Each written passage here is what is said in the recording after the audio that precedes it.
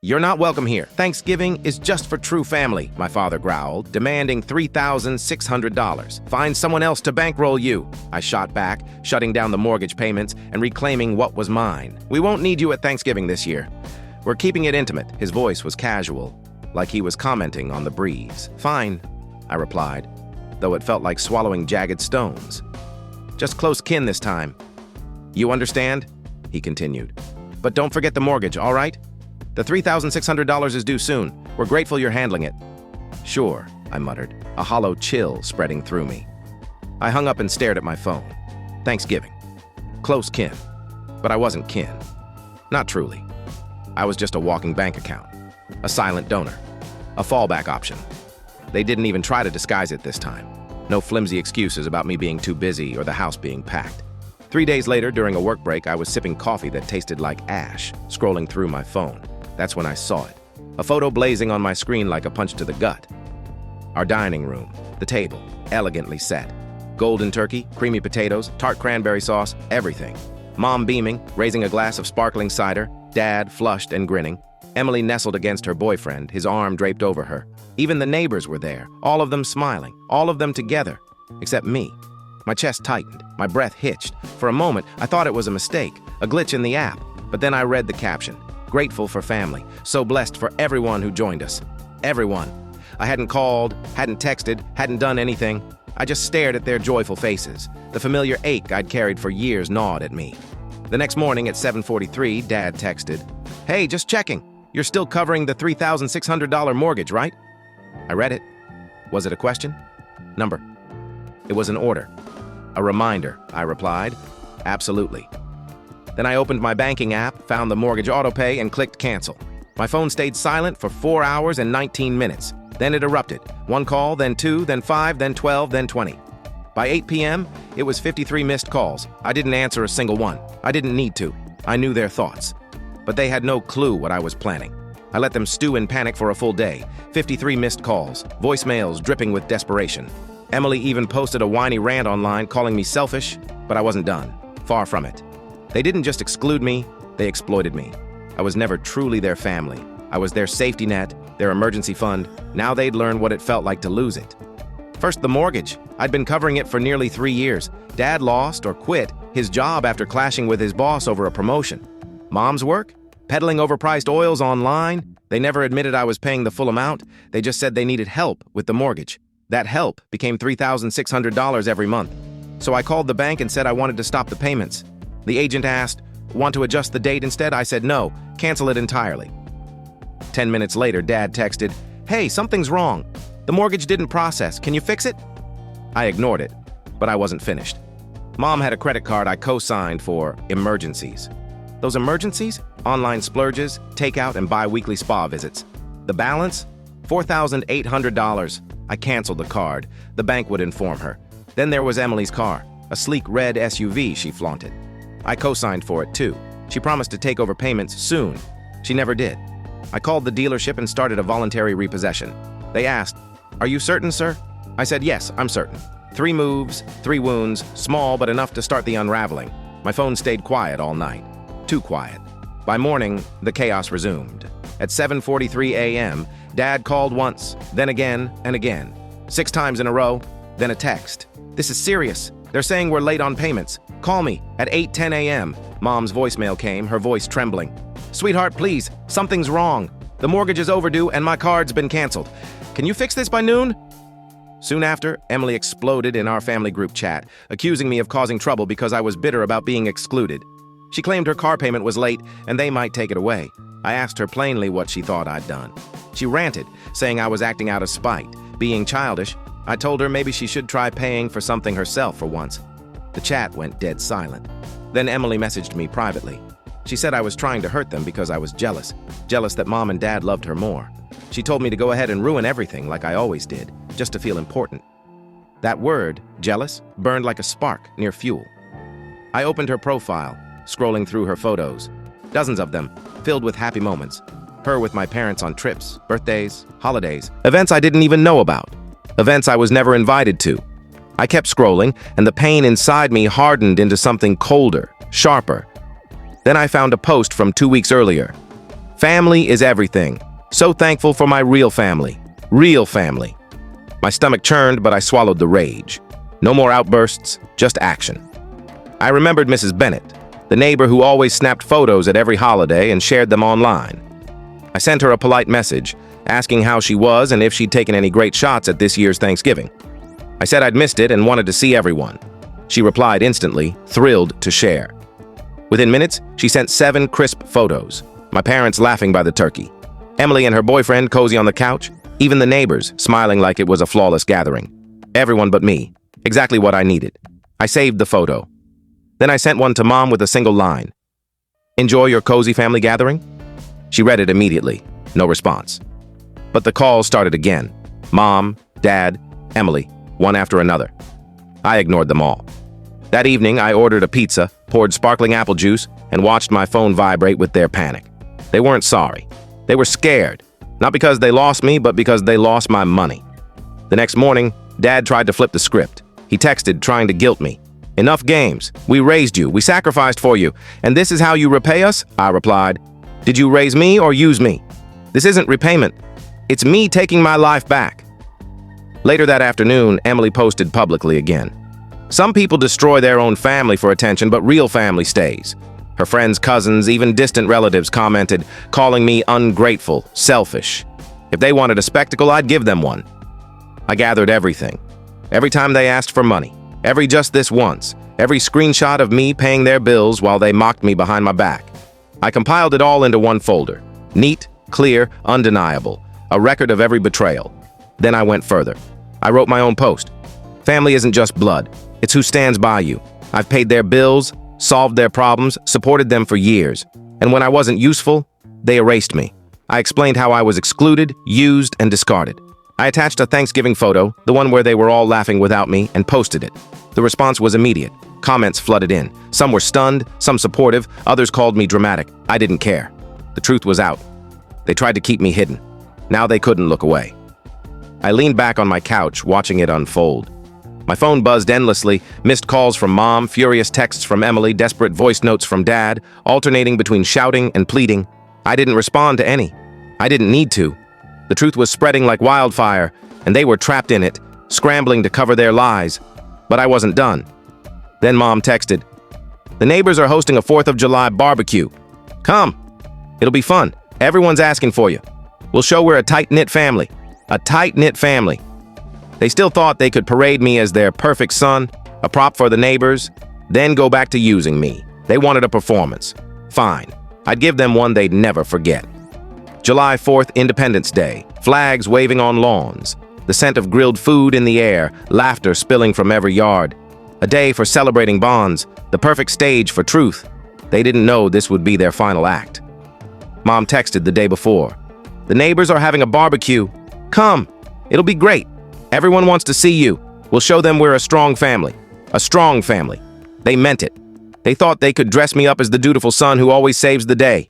Smile for the crowd, then return to being their cash machine. I agreed to come, but not as their son. I was bringing the truth.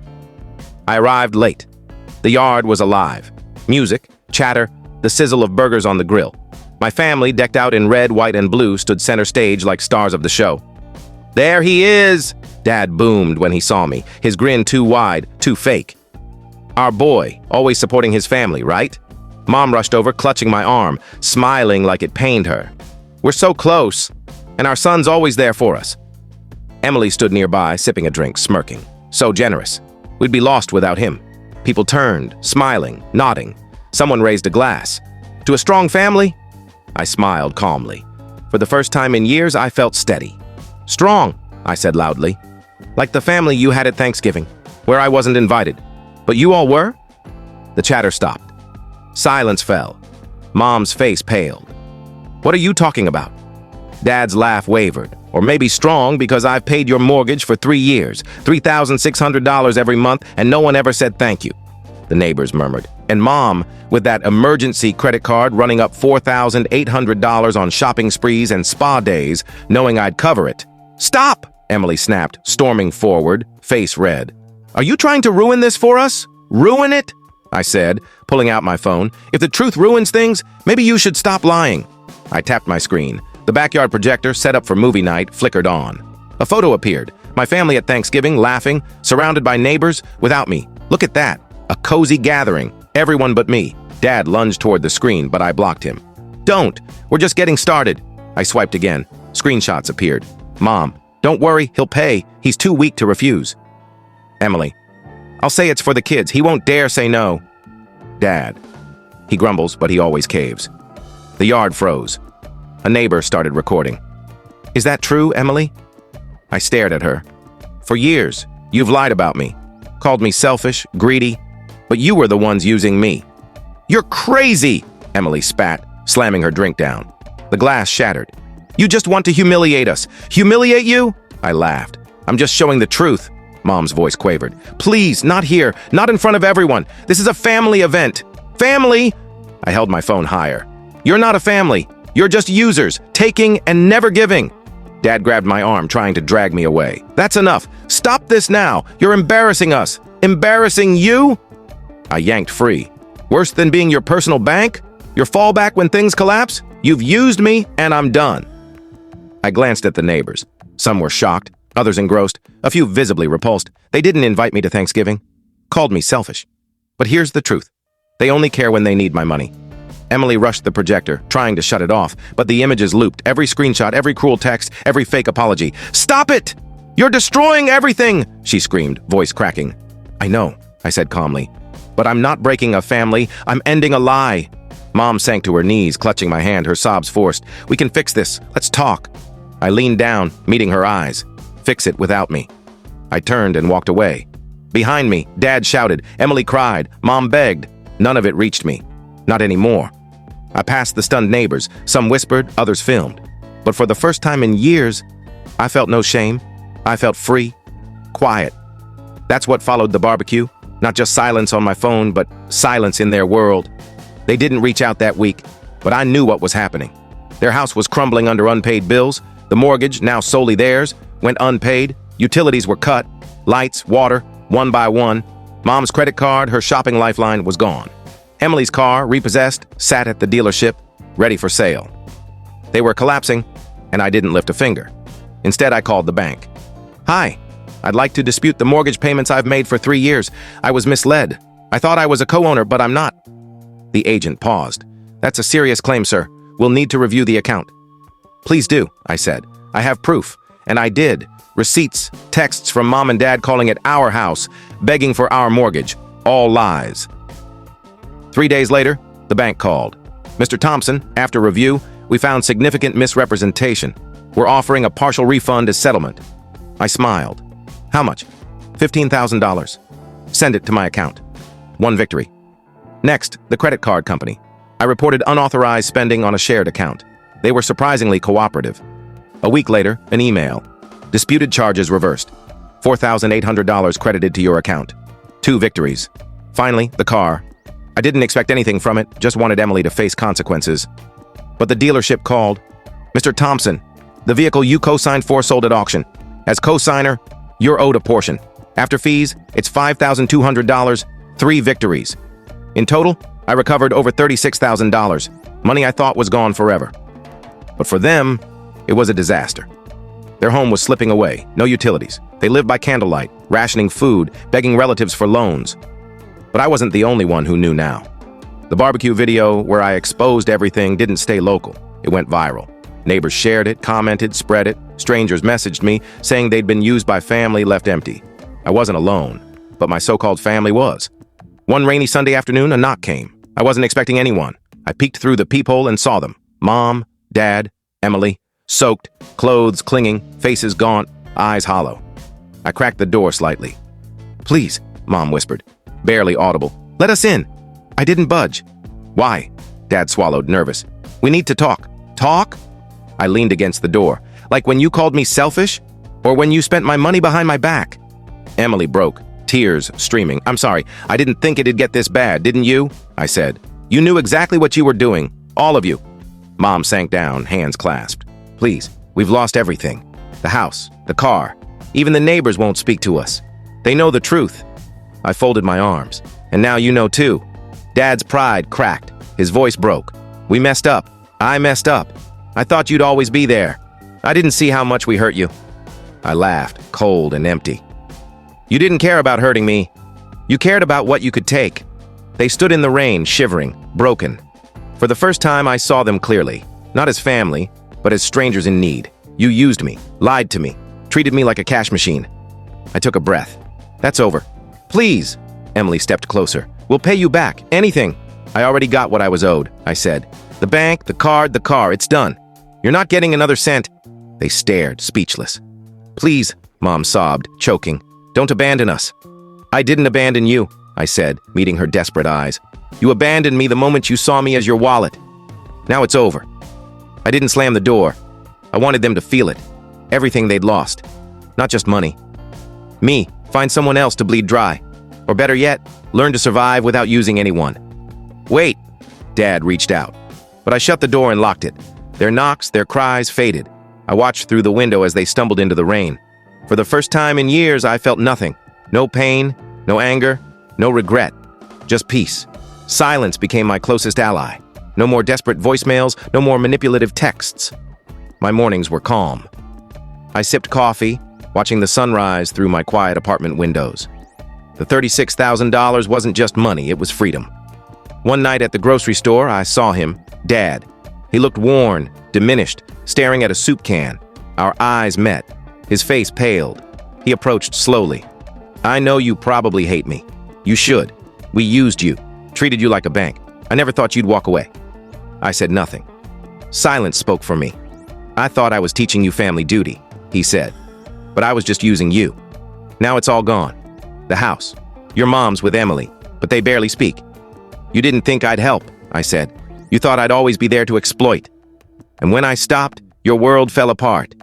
Tears welled in his eyes. "Can you ever forgive me? I don't know," I said. "But I'm not your victim anymore." He nodded, defeated, and walked away into the aisles. I finished shopping, went home, sat by the window, and sipped coffee under the city lights. They say family is everything. But I've learned something greater. Respect matters, trust matters, and freedom is worth more than anything. So, what are your thoughts on this story? Do you agree with what happened, or do you see it differently? Let us know your opinion in the comments. We'd love to hear from you. And if you enjoyed the video, make sure to give it a like, subscribe to the channel, and hit the bell icon so you don't miss any of our upcoming stories. See you in the next one.